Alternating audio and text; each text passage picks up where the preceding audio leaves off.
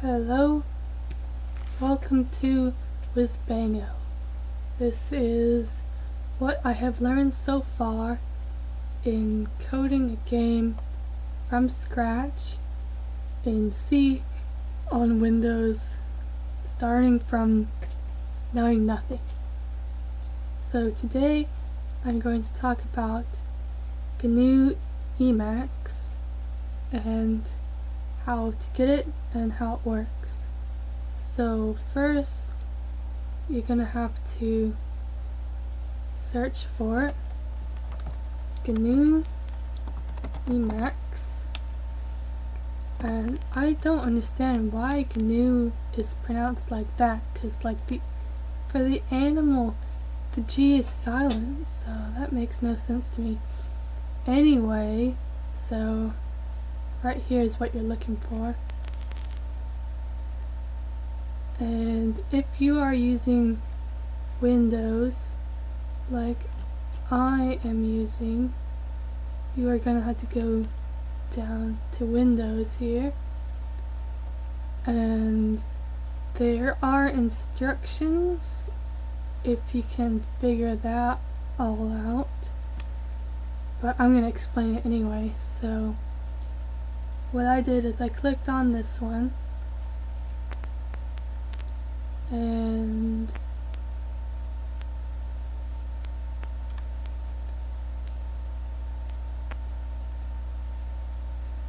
clicked on that one. Why is it not saying?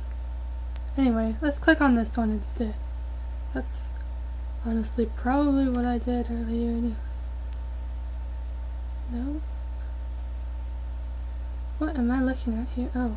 Oh, okay, so you have to go into the file here. Go into there, and it's going to have a bunch of junk in here. We're looking for one that's .exe though.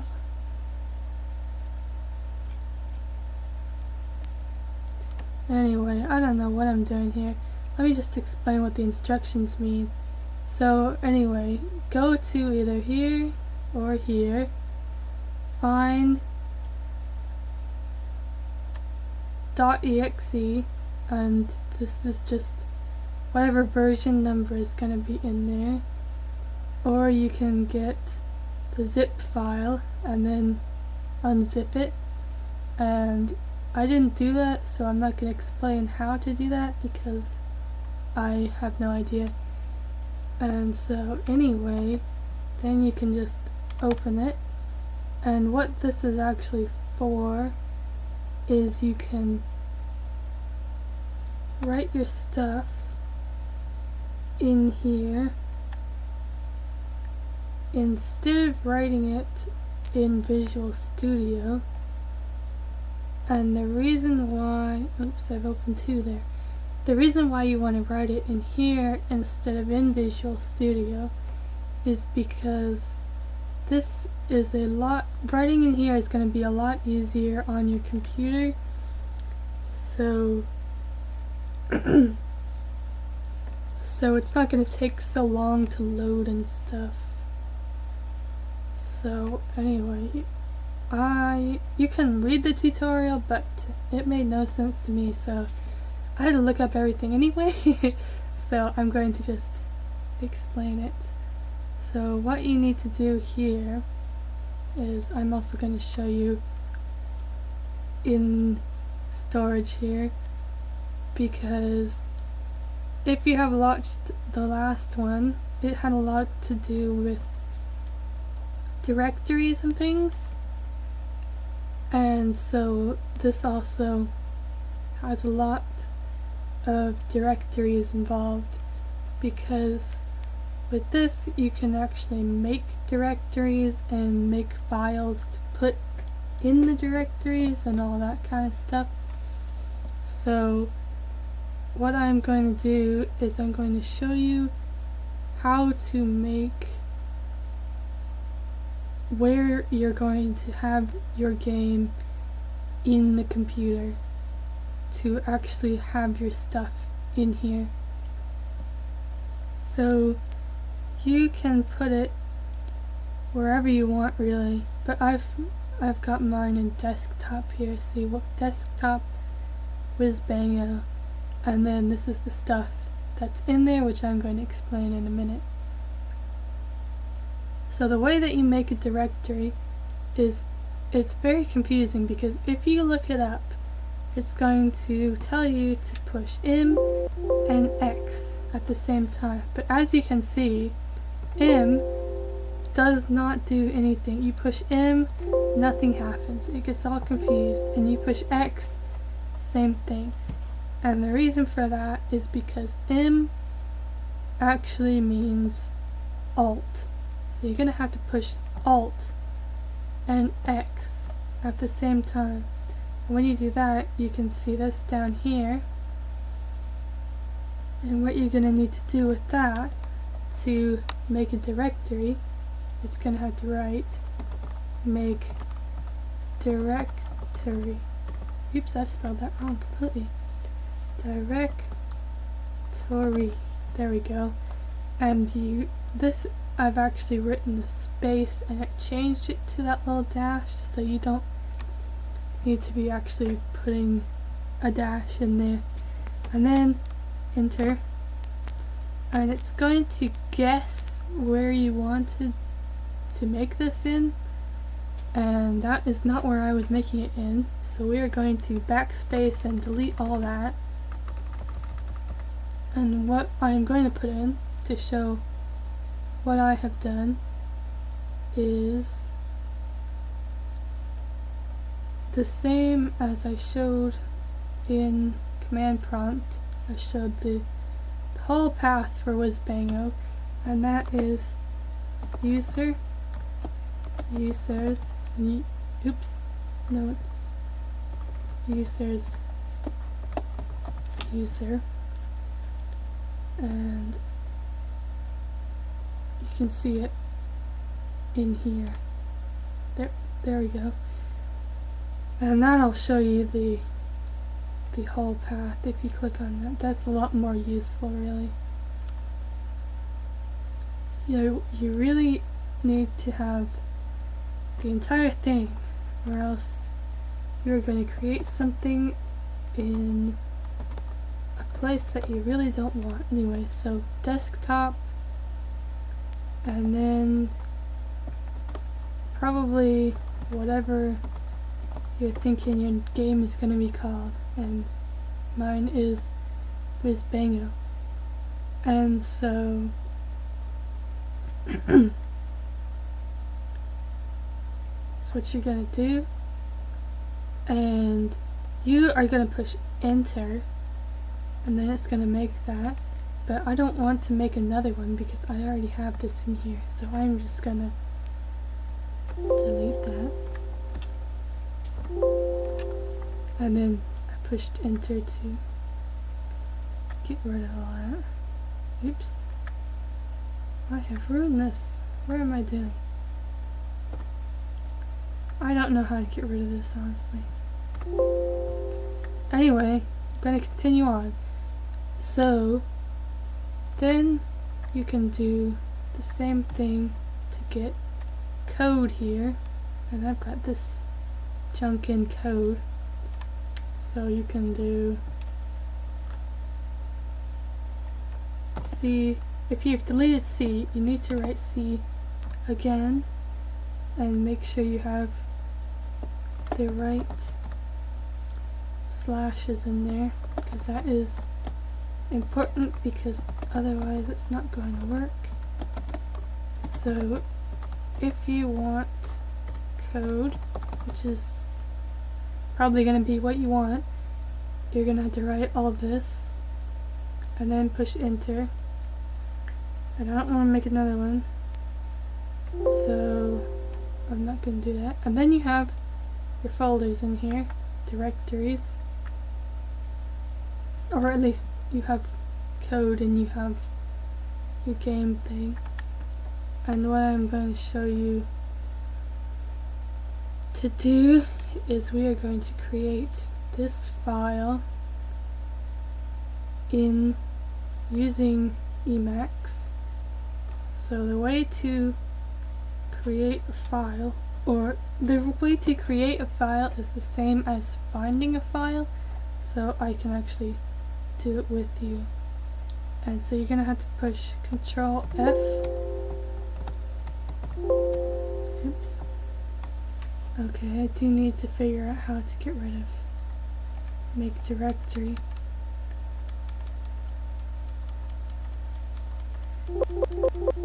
Yeah, I don't know what I'm doing. Let me see. I've gotten rid of this at some point before, but I don't remember how I did that. Anyway, I'm going to figure that out later. And I'm going to just open this again because I have no idea. Anyway, so what you're going to do is Control F. Oops. It seems like, I don't understand why, but it seems like you need to push Control X and then Control F. And I have no idea what that does, but it doesn't work for me otherwise. Anyway, so this is find file, which is also used for creating the file. And so what you need to do to get your Win32 stuff in there is you're going to have to write the entire path again, like before. Oops, that's not a slash. Desktop Wizbango code, and then you're going to write what you want in there. And mine is Win32 underscore Wizbango.cpp. Enter. And mine already has all this stuff in here, which I'm going to explain. And yours is going to be empty. So you can just type this stuff in here. And this is mostly what we did. This is mostly the same as what we did in the first video when I explained Visual Studio. So this is including this file so that everything gets defined. And then this part is WinMain, which is telling the thing that this is for Windows. And this actually is different. This is telling the computer that we're going to make, it's going to have a little box that pops up that says the box is going to be called this, and it's going to say this in it. And this symbol is a little tricky. This is the OR symbol, and it's not the same as on the keyboard, the key above enter, that's a little straight line. It kind of looks like that, but it's actually different. And I could not figure out how to type that, so after attempting to use a keyboard shortcut for that and accidentally putting like a billion of them in here, which took like an entire day to undo, don't do that. I just googled the OR symbol until it gave me an OR symbol, and then I copy and pasted it in there using paste here. And then here's return, and I think that's definitely part of this because it's in the brackets, but I don't remember what that actually does. It's definitely needs to be in there though. Anyway, so that's that one. And you also are going to need build.bat for this to work, which is let me open that and then I'll explain what it does or what it is. So Control F again, and then it nicely remembers what we were doing in here, so you don't have to type the entire thing again, hopefully. And then you write in there build.bat, enter, and then it finds this one instead. And this has got a bunch of junk in here also.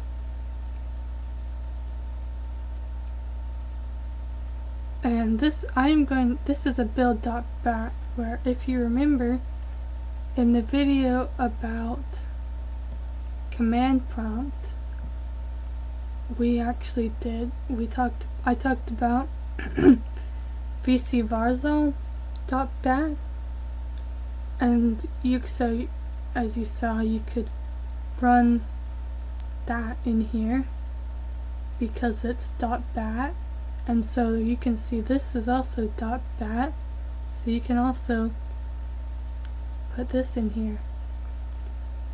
And I am going to go away. I'm going to take some of this away and cut it out so you can see what this all does before I explain that junk, because this is the easy part here. And so you need to have @ symbol, which that doesn't look like @ symbol to me, but that's what it is, and then echo off. And so if you delete that, this tells the thing, don't actually print the words. This is a code. You need to actually do it, not just print the things, because if you don't have the @ symbol, what it's going to do is it's just going to say this in here. So I need to get rid of all these because that is not where I'm looking at. We are not doing Visual Studio right now. We are doing Emacs. Oops, I forgot to do CD. Users, user, oops, I'm using the wrong slash. Okay.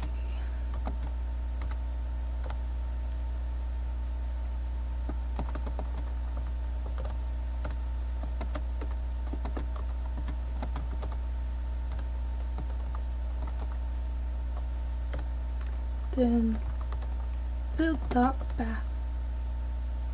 Oh, I actually need to save this or else it's not going to work.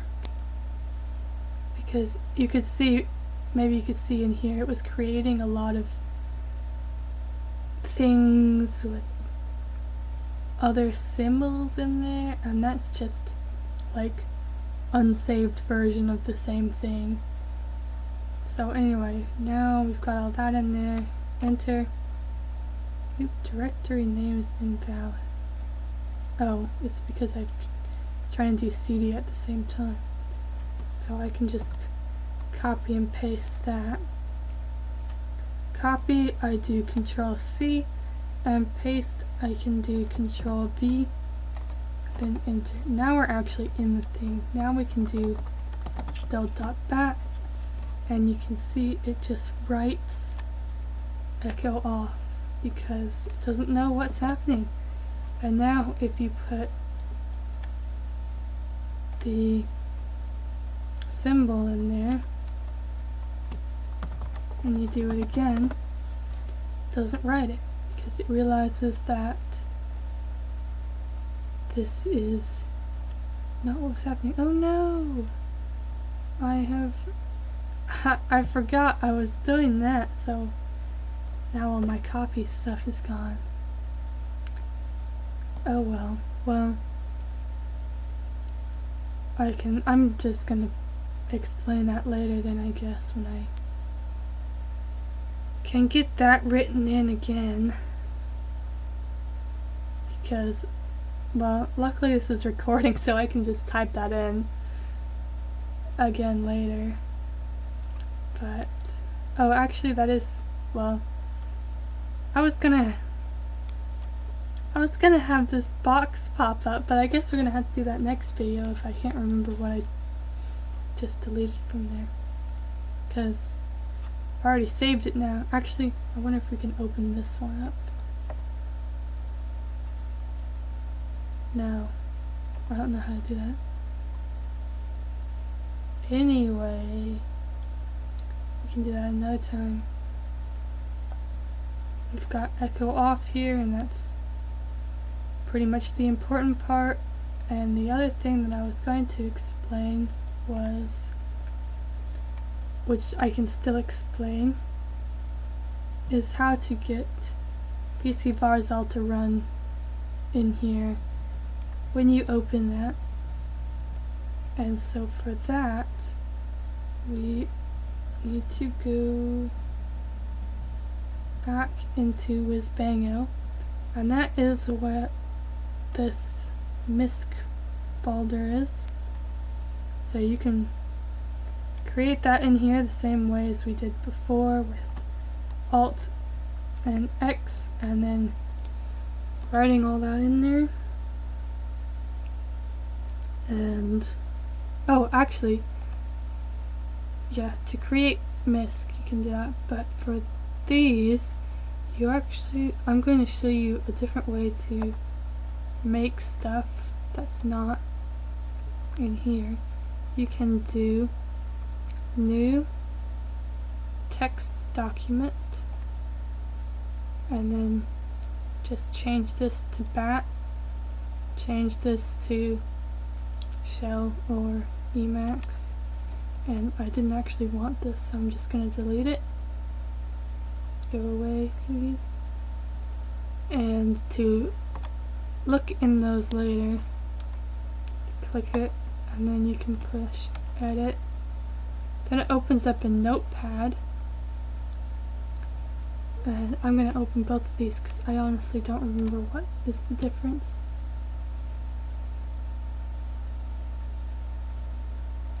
Oh, this is just something to do with running Emacs. I don't remember what this actually was for. It might have been I was trying to do something else. Anyway, you can copy that if you want, but if it turns out to be important later, I will explain it again anyway. Anyway, the important part for this is shell.bat.